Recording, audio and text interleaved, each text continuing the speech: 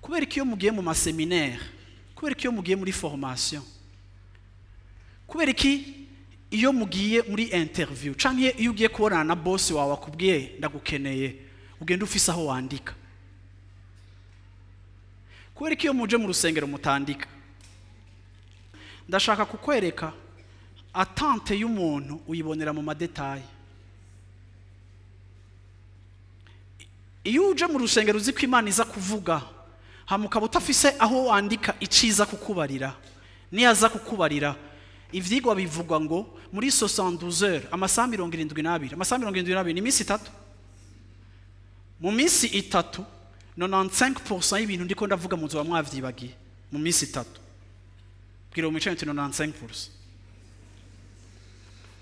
None utari kurandika icuri kurumva ko uvuga ngo nahezagiwe, ariko bakoze ngo wahezagiwe niki ugasanga ntaco wibuka. Iyo udafise aide mémoire iza kugufasha, kuko ijambo ryose ritangwa rijanye na mise en application. Ijambo ryose wigishwa urafise ico uhamagariwe kurikorera, cyane cyane ryari ryaguhezagiye, no kuvuga ngo ni ijambo wakira avec une responsabilité kugira ngo ritambukiremo.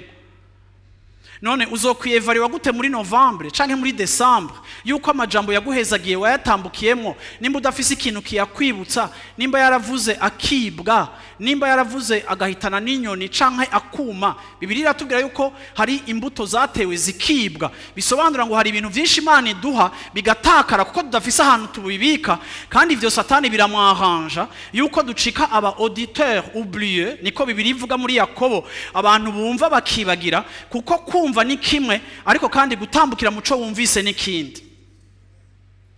So iyo uja muri formation yo kukaza ugafata amanote ukandika ikintu cyose, ariko ukaza mu nzu y'Imana ntiwandika ico Imana iri kiravuga, ça veut dire yuko wewe waje mu rusengero ataco biteze ko Imana iza kuvuga, ni routine.